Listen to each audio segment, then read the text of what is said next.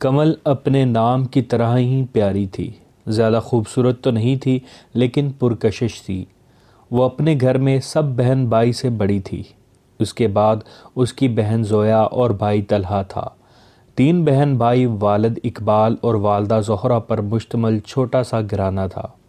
کنول نے جب گریجویشن کیا تو رزلٹ میں A گریڈ پا کر بہت خوش ہوئی۔ اب وہ فارغ تھی۔ فراغت کی بنا پر اپنے بابا جانی سے اپنی خالہ کے گھر سوات میں جانے کی اجازت چاہی کہ تھوڑی آؤٹنگ ہو جائے گی۔ بابا جانی سے اجازت ملتے ہی کنول نے پیکنگ شروع کر دی اور بھائی سے کہا کہ مجھے سوات خالہ کے گھر چھوڑ آؤ۔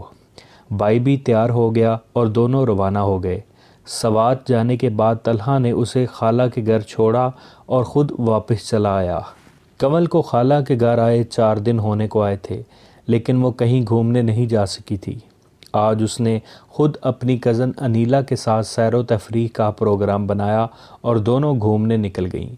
ابھی وہ وادی کے حسن کا نظارہ کر ہی رہی تھی کہ اسے سامنے ایک خوبصورت لڑکا اپنی طرف دیکھتے ہوئے دکھائی دیا۔ اسے عجیب سا دل فریب احساس ہوا۔ کنول 19-20 برس کی ناپختہ ذہن کی لڑکی تھی جسے سپنوں کی دنیا میں رہنا اچھا لگتا تھا، اسی لیے جب ایک خوبصورت لڑکے کو اپنی جانب متوجہ پایا تو خوش ہو گئی۔ یوں ہی گھومتے ہوئے جب شام کے سائے پھیلنے لگے تو وہ دونوں گھر کی طرف چل پڑی۔ راستے میں کنول نے محسوس کیا کہ وہی خوبصورت نوجوان اس کا پیچھا کر رہا ہے اور کچھ کہنے کی کوشش بھی کر رہا ہے۔ اس نے انیلا کو آئس کریم لانے کو کہا اور خود وہیں کھڑی ہو گئی۔ نوجوان نے موقع غنیمت جانا اور اسے ایک پرچی تھما دی۔ کنول بھی دل میں کہیں نہ کہیں اس کی آرزو کر بیٹھی تھی، اس لیے اس نے وہ پرچی لے لی۔ اتنے میں انیلا آئس کریم لے کر آ گئی اور دونوں گھر کو روانہ ہو گئے۔ گھر پہنچ کر وہ تھکن کا بہانہ کر کے کمرے میں چلی گئی اور دھڑکتے دل اور کانپتے ہاتھوں سے خط کھولا۔ اس لڑکے نے اپنا نام شاہد لکھا تھا اور نیچے اس کا فون نمبر بھی لکھا تھا کہ اگر آپ مجھے فون کریں گی تو میں اپنی خوش قسمتی سمجھوں گا کہ اتنی حسین لڑکی نے مجھے بات کرنے کے قابل سمجھا۔ وہ اتنے خوبرو اور خوبصورت نوجوان کو اپنی طرف متوجہ پا کر بے حد خوش ہوئی۔ خیر، جیسے تیسے کر کے کنول نے 2 دن نکالے اور تیسرے دن اس نوجوان کو فون کر دیا۔ کنول نے فون میں اپنا نام بھی بتا دیا اور پوچھا کہ آپ نے مجھے فون کرنے کے لیے کیوں کہا تھا۔ شاہد نے اس کی خوب تعریفیں کی جسے سن کر کنول اپنے آپ کو اڑتا ہوا محسوس کرنے لگی۔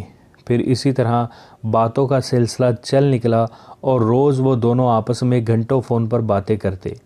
وہ پہلے تو گھر سے ہی فون کرتی تھی لیکن پھر گھر والوں کے ڈر سے باہر کال آفس سے بات کرنے لگی۔ روز روز کی باتیں رنگ لائیں اور وہ دونوں ملاقاتیں بھی کرنے لگے۔ کنول تو جیسے شاہد کی دیوانی ہی بن گئی تھی۔ شاہد نے اس کے سامنے اپنا ایک خاص امیج بنائے رکھا تھا۔ وہ اس سے بڑے احترام سے بات کرتا، دونوں میں ایک دوری بنائے رکھتا اور گھر والوں کی عزت کرنے کو کہتا۔ غرض یہ کہ اس کی صورت کے ساتھ ساتھ کنول اس کی سیرت کی بھی پرستار ہو گئی تھی۔ گھر والوں نے نوٹ کیا کہ کنول بہت زیادہ گھر سے باہر رہتی ہے اور کچھ بتاتی بھی نہیں، مگر یہ قربت اور تعلق چھپنے والا نہ تھا۔ جب خالہ کو اس بات کا پتہ چلا تو انہوں نے اپنی بہن یعنی کنول کی امی کو فون کیا اور کہا کہ طلحہ کو بھیجو اور اسے کہو کہ اپنی بہن کو لا کر لے جائے، اور ساری بات بتا دی۔ طلحہ 2 دنوں کے اندر ہی کنول کو لینے آ گیا اور کہا کہ گھر جانے کی تیاری کرو۔ کنول گھبرا گئی، اسے سمجھ نہ آیا کہ کیا بہانہ کرے کہ کم از کم شاہد کو تو اپنے جانے کی اطلاع کر دے۔ بہرحال اسے بہانہ سوجھ گیا اور وہ بولی، میرا بھائی آیا ہے، مجھے آج ہی جانا ہے، میرا ایڈریس لے لو اور کراچی میں اس ایڈریس پر جلد ہی مجھ سے ملنا۔ کنول شام تک اپنے بھائی طلحہ کے ساتھ گھر واپس آ گئی۔ گھر والے بہت خوش ہوئے کہ تم تو وہیں کی ہو گئی تھی، گھومنے گئی تو 2 ماہ بعد واپس آ رہی ہو، اور وہ بھی جب بھائی لینے گیا۔ تمہیں ہماری یاد نہیں آئی تھی باجی؟ اس کی چھوٹی بہن نے کہا۔ وہ مسکرانے لگی اور کہا، نہیں، بس ذرا وہاں کی آب و ہوا اچھی تھی سو دل لگ گیا تھا۔ گھر والوں نے اس سے اور کوئی بات نہ پوچھی۔ یوں ہی 15 دن گزر گئے۔ وہ بے تابانہ شاہد کا انتظار کر رہی تھی۔ 15 دن بعد اچانک ایک بچہ گھر آیا اور ایک خط اس کے ہاتھ میں تھما دیا۔ کھول کر پڑھا تو وہ شاہد کا تھا۔ اس نے لکھا تھا کہ وہ کراچی آ گیا ہے۔ اس نے کمل کو ملاقات کرنے کو کہا تھا۔ کمل نے اسی شام بہانہ بنا کر اس سے ملنے جا پہنچی۔ شاہد نے اسے بتایا کہ وہ اپنی والدہ کو 1-2 دن میں کمل کے گھر رشتے کے لیے بھیجے گا۔ یہ سن کر کمل بہت خوش ہوئی۔ وعدے کے مطابق شاہد نے 2 دن بعد ایک عورت کو ان کے گھر رشتے کے لیے بھیجا۔ اس عورت نے اپنے آپ کو شاہد کی ماں ظاہر کیا اور کہا، میں شاہد کی والدہ ہوں اور آپ کی بیٹی کمل کے رشتے کی بات کرنے آئی ہوں۔ چونکہ میرا بیٹا اور آپ کی بیٹی ایک دوسرے کو پسند کرتے ہیں تو ہمیں ان کے مستقبل کے لیے کوئی مثبت فیصلہ کرنا ہوگا۔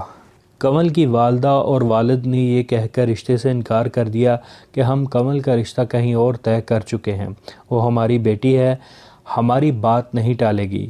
وہ عورت یعنی شاہد کی ماں چلی گئی۔ کمل کی امی نے اس سے پوچھا کہ کیا وہ اس لڑکے شاہد کو پسند کرتی ہے؟ تو اس نے اقرار کیا اور کہا کہ میں اس کے بغیر زندہ نہیں رہ سکتی۔ آپ نے انکار کر کے اچھا نہیں کیا۔ کمل کی امی نے کہا، ہم تمہارا رشتہ تمہارے ماموں زاد سے طے کر چکے ہیں، لیکن وہ نہ مانی اور اسے چپ لگ گئی۔ اس کی امی نے سوچا کچھ دنوں بعد خود ہی ٹھیک ہو جائے گی۔ کمل کی چپ ایسی تھی جیسی طوفان کی آمد سے پہلے کی ہوتی ہے، اور وہی ہوا۔ اس کے دماغ میں بغاوت نے جنم لیا اور وہ شاہد کے ساتھ مل کر فرار ہونے کا منصوبہ بنانے لگی۔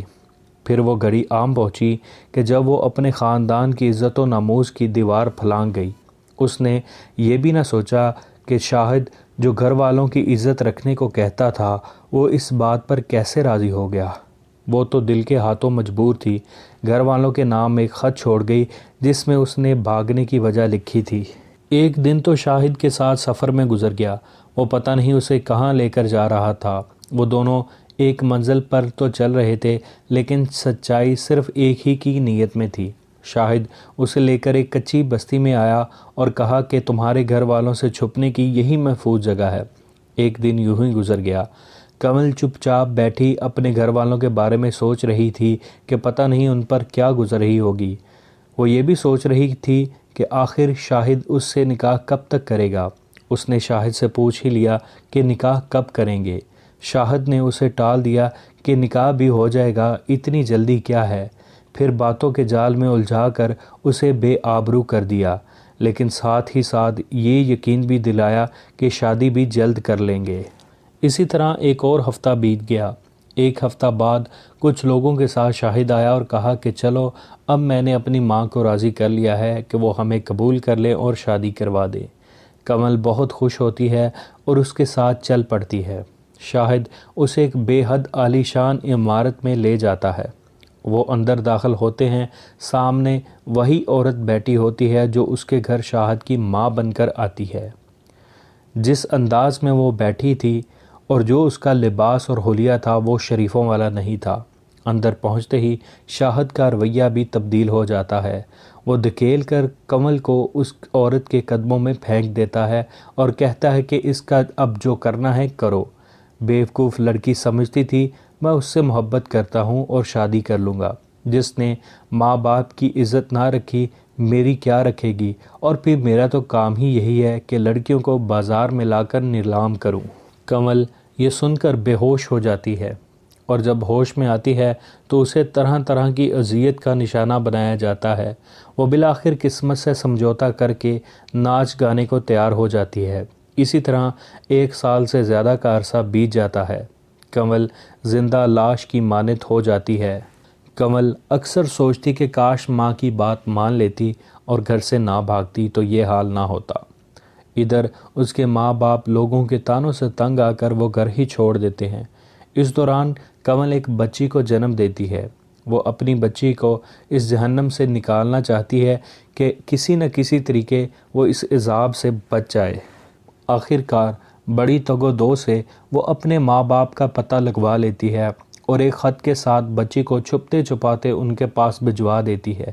خط میں لکھتی ہے کہ امی ابو، جب تک آپ کو یہ خط اور بچی ملیں گے میں اس دنیا سے جا چکی ہوں گی۔